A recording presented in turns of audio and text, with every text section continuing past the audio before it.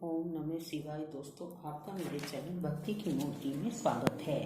आज मैं दानवीर विक्रमादित्य और सूर्य की कहानी लेकर आई हूँ।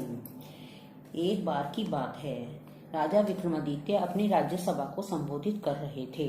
तभी उन्हें सूचना मिली कि एक ब्राह्मण उनसे मिलना चाहता है। तो विक्रमादित्य ने ब्राह्मण को अंदर लाने की आज्ञा दी। जब ब्राह्मण आया तो राजा ने आने का कारण पूछा तो ब्राह्मण ने कहा कि वह किसी दान की इच्छा से नहीं आए हैं, बल्कि उन्हें कुछ बताने आए हैं।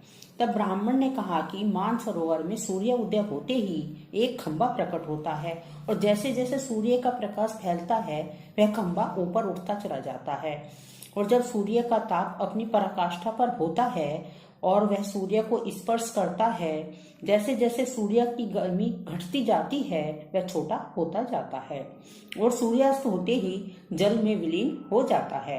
अब तो विक्रमादित्य के मन में जिज्ञासा उत्पन्न हुई कि ब्राह्मण का इससे अभिप्राय क्या है। तो ब्राह्मण भी उनकी जिज्ञासा को भाग गया। तो उसने कहा कि वह भगवान इंद्र का दूत बनकर आया है ताकि उनके आत्मविश्वास की रक्षा राजा कर सके।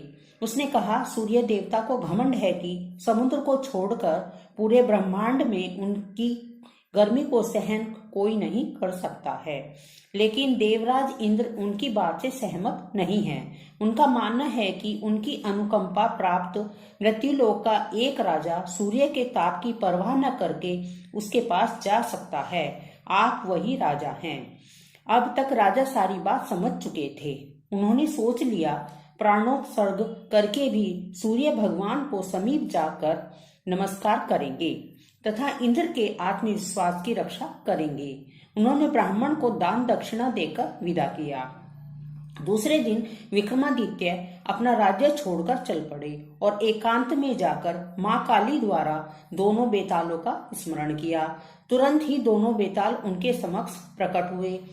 तो राजा ने उन्हें खंबे के बारे में बताया। उन्होंने कहा कि हमें खंबे के बारे में पता है।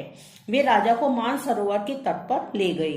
रात भर में उस तट पर रहे और सुबह होते ही अपनी नजर वहां टिका दी जहां से खंबा प्रकट होता था। सूर्य की किरणों ने जैसे ही मानसरोवर के जल को छुआ तो एक खंबा प्रकट हुआ। तो राजा विक्रमादित्य तैर कर उस खंबे तक पहुंचे। जैसे ही राजा खंबे पर चढ़े, पानी में हलचल हुई और लहरों ने उठकर विक्रमादित्य के पैर छुए। जैसे जैसे सूर्य की गर्मी बढ़ी, खंबा बढ़ने। दोपहर आते आते सूर्य के बिल्कुल करीब आ गया तो विक्रमादित्य का शरीर जलकर राख हो गया। सूर्य भगवान ने जब खंबे पर एक मानव को जला हुआ पाया तो उन्हें समझते देर नहीं लगी कि यह मानव विक्रमादित्य के अलावा और कोई नहीं हो सकता है। तो उन्होंने भगवान इंद्र के दावे को बिल्कुल सच पाया। उन्होंने अमृत की बूंदों से विक्रमादित्य को जीवित किया तथा अपने स्वर्ण कुंडल उन्हें भेंट किए। वे कुंडल ऐसे थे कि उनसे कोई भी मनोवांछित वस्तु मांग सकता था। जैसे ही सूर्य अस्त होने लगा, खंबा घटने लगा। सूर्य अस्त होते ही खंबा पूरी तरह घट गया तो राजा विक्रमादित्य जल पर तैरने लगे। फिर तालाब किनारे आकर बेतालों को बुलाया। फिर वे उसी जगह आ गए जहां से गए थे। फिर वे अपने महल की तरफ गए। रास्ते में उन्हें एक ब्राह्मण मिला। उसने विक्रमादित्य से वे कुंडल मांग लिए।